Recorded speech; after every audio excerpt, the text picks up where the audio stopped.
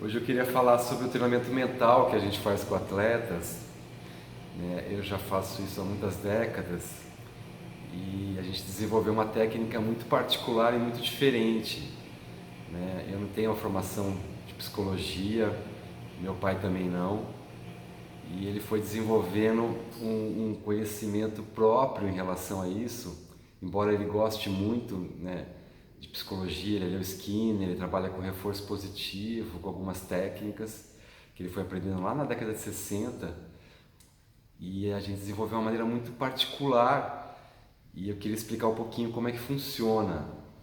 Primeiro, assim, a gente tem um conceito que meu pai desenvolveu que ele chama de concentração plena, isso na década de 60. Então é muito parecido com a atenção plena, né, que a gente conhece, que ele fala que o auge da performance de um atleta acontece quando a mente está quieta, né, quando está em total concentração. E a gente desenvolveu vários processos que a gente usa o corpo como um caminho de trabalhar a consciência. E eu também, na minha pesquisa própria, eu fui atrás do conhecimento das técnicas orientais, né, de controle da mente.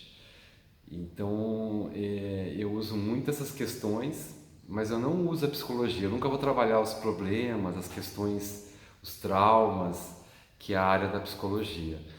E para trazer um caso emblemático, eu queria falar hoje sobre o Samuel Pulpo, que é um surfista da elite, que no ano passado ele estreou, fez uma estreia maravilhosa e foi eleito o Rookie of the Year, né, que é o estreante do ano. E aí eu brinco que eu falo que existe uma maldição do Rookie of the Year, né, de você estrear de cara fazendo uma estreia maravilhosa, porque com o Ítalo aconteceu a mesma coisa.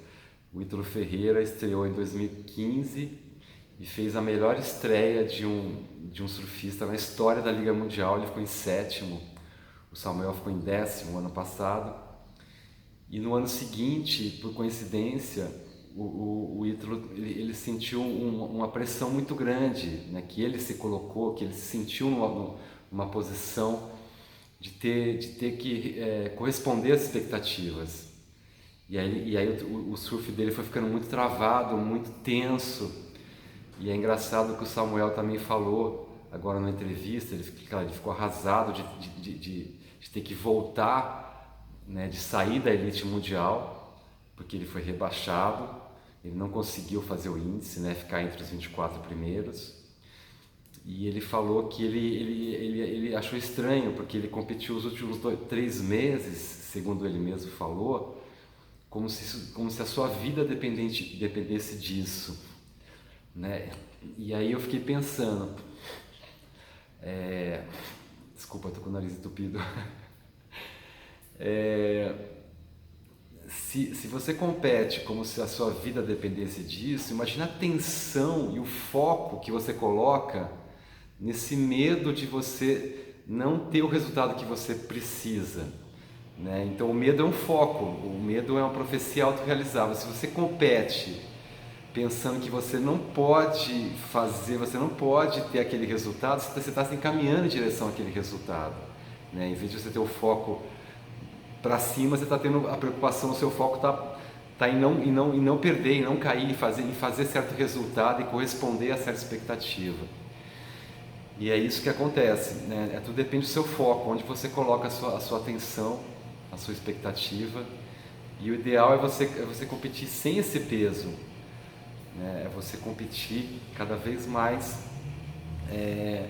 com uma perspectiva de silenciar a mente, de estar inteiro e de se reinventar. Porque que acontece, né? O que é difícil para o atleta é uma profissão muito difícil, porque ele é um status que ele alcança, né? O atleta de sucesso, ele carrega um peso muito grande, é que nem um empresário de sucesso, ele tem sempre que estar correspondendo àquilo que ele já conquistou, então ele vai caminhando cada vez mais pesado. E a competição é muito ingrata, sempre tem gente nova chegando, sempre tem gente pressionando. Competir é uma coisa muito ingrata, muito desgastante. Então a gente vê o Medina, o Ítalo agora também numa fase ruim, o Medina já voltando a subir vindo de uma fase muito difícil, ficou deprimido, todas as questões da fama que acontece, né, que vem junto nesse pacote, toda essa pressão desse status novo que é muito brutal.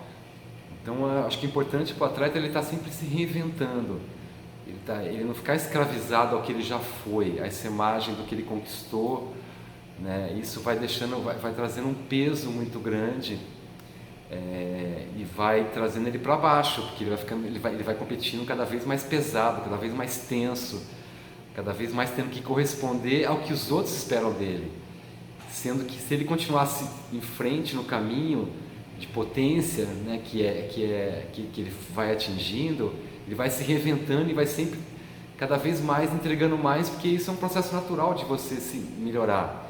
Meu pai fala que o auge de um atleta acontece depois dos 30 anos, né? Porque ele vai ter mais maturidade. Então, assim, se o atleta conseguir passar por toda essa turbulência, essa pressão e essa expectativa que o status traz, ele pode ir bem, né? O Samuel, ele sabe que ele tem potencial para ser campeão mundial.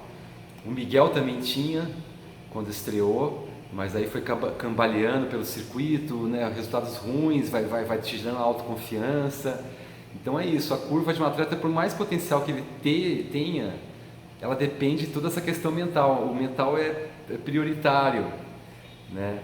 E existe várias maneiras de trabalhar mental. Então eu queria só pedir para as pessoas acabarem com esse preconceito e com essa pressão de achar que um profissional só possa trabalhar o lado mental se ele for um psicólogo. Embora é razoável pensar isso, mas existem outras formas de trabalhar o mental, através de técnicas orientais, através do próprio corpo, que tem que ser respeitado também, né? Claro que a gente não é qualquer pessoa que pode trabalhar o lado mental, que é uma coisa muito delicada, mas se eu como profissional, eu nunca entro nas questões que a psicologia entra, então eu gostaria de ser respeitado também como profissional, que ajuda, né? Porque efetivamente eu ajudo meus alunos, né? Os nossos casos são de muito sucesso, como o Ítalo Ferreira, que reverteu um trauma muito grande, um bloqueio, e acabou sendo campeão mundial e campeão olímpico.